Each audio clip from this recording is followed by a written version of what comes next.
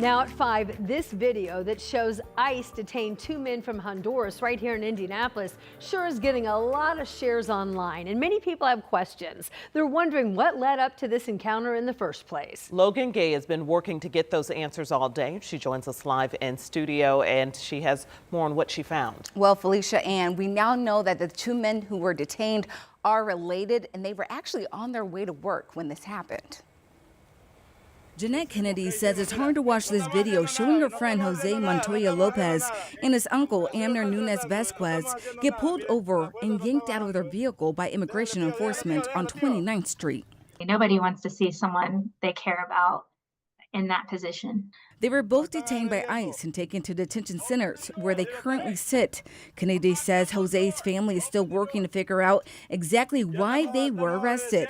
Immigration attorney John Broyle says after looking through some documents, it appears Jose had a warrant for not appearing in immigration court, where he was issued a removal order. Was served with what is called a notice to appear.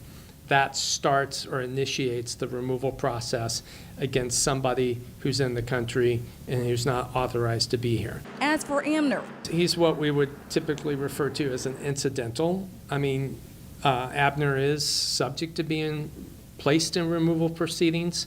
He is in the country undocumented. Broyle says although none of this is uncommon, he says it does have an impact on the community.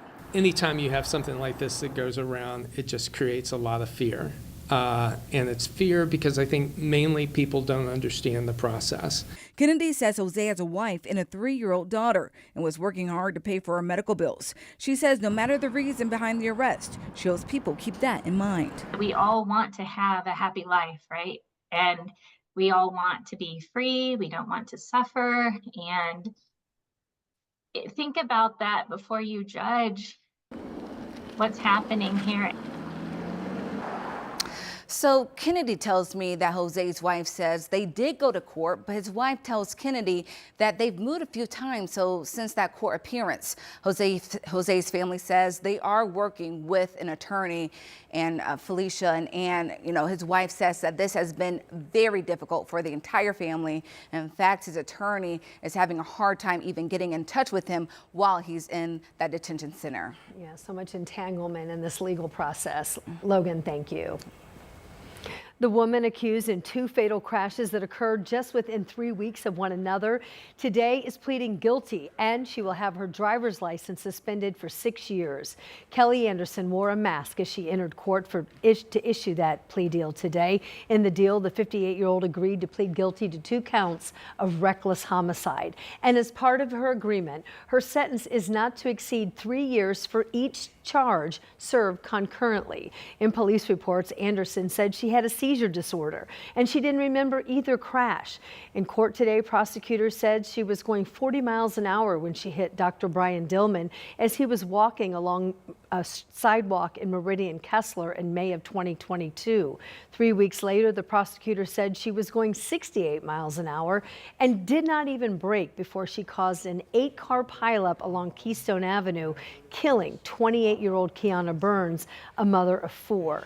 Anderson's sentencing is now set for April 10th. Now, this is a case that we have been covering for years now, and here at Channel 13, we have talked to both sides, the doctor's family and Kiana's family. Those extended interviews are now available on WTHR Plus. Just search for Love Lives On when you download the app on Roku, Apple TV, or Fire Stick. Developing tonight, a Morgan County judge set bond today for the 18-year-old woman accused of planning a shooting at Mooresville High School. The judge set a $1 million surety bond for Trinity Shockley, plus a $500,000 cash bond. She's been in custody ever since the middle of last month. Police arrested her on 1 count of conspiracy to commit murder, 2 counts of intimidation. She's due back in court next month. And tonight, a 60-year-old man is under arrest, charged in a deadly shooting at an independent senior living community. So the shooting happened around 11:30 Sunday morning at Serenity Manor.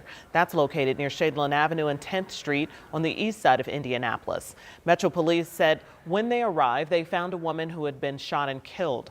The Marion County Coroner's Office has not yet released her name. Investigators believe she and the suspect had been involved in some type of disturbance before the shooting. Officers arrested him on a preliminary charge of murder. Tonight, 2 men wanted for murder are under arrest weeks after a deadly shooting on the Near East Side. 28-year-old Cruz Hodge died after that shooting that happened on South Oakland near Southeastern Avenue. It happened at the end of January. Metro Police tell us over the weekend they arrested one of the suspects in the case after pulling over a man on a moped because he did not have a license plate. Officers arrested the other suspect last Thursday. And we are following weather because blue skies are pushing through our viewing area right now. It's a good follow today. Yes, this is a good thing to track, these skies. You probably have your feet up right now, Angela. For the rest of the week, actually, until we get into the weekend. That'll be our next rain chance later Friday night, early Saturday. We'll talk about that. But we can't put our feet up this week. Okay. It's severe weather preparedness week. Okay, let's get serious. Yes, so we're going to talk about that in the full forecast. But because it's Monday and we have blue sky, that's where we're going to start. We'll ease into it. We are going to ease into it. Temperatures right now in the 60s all across central Indiana. We have 67 degrees in Indianapolis, 66 Carmel, 67 Morris Reservoir, 66 degrees under clear skies in Greensburg. It's going to be a clear, mild evening. By the way, these temperatures up about 10 degrees from this time yesterday. We are 10 warmer in Muncie and Richmond. We're up 9 in Shelbyville, Kokomo, Lafayette, and it's 8 degrees warmer in Indianapolis. Skies will stay clear this evening. Temperatures stay in the 60s through 8 o'clock, and that sunset doesn't happen until about 7:45. Remember, daylight saving time started yesterday. Temperatures tomorrow afternoon will be back into the upper 60s for most of us, but I'm also tracking a little front that will bring some cooler air north, and more on that severe weather preparedness week in just a few minutes. All right, thanks so much, Angela. We do have some breaking news tonight. Do not check your balances. Not right now. today, because today happened to be a brutal day on Wall Street. The S&P 500 lost 2.7% while the NASDAQ dropped 4%, making today its worst day since 2022. The Dow also dropped 890 points as worries grow about a recession following President Trump's comments over the weekend about not ruling one out. Tonight, some Indiana families are paying more for childcare than they pay for college tuition. And that's according to a new report from the Economic Policy Institute. Our Samantha Johnson is breaking down the new numbers and what lawmakers are going to do about it. More than $14,000 a year for infant care here in Indiana. That's the average cost, and that's more than the yearly in-state tuition for both IU and Purdue.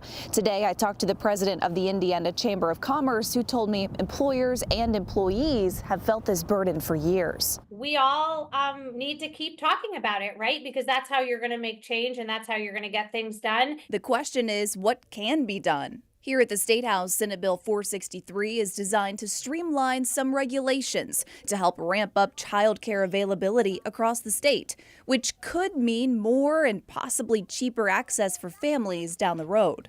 It's a bipartisan bill titled Child Care Matters. It'll be in front of a committee next week. In Indianapolis, Samantha Johnson, 13 News.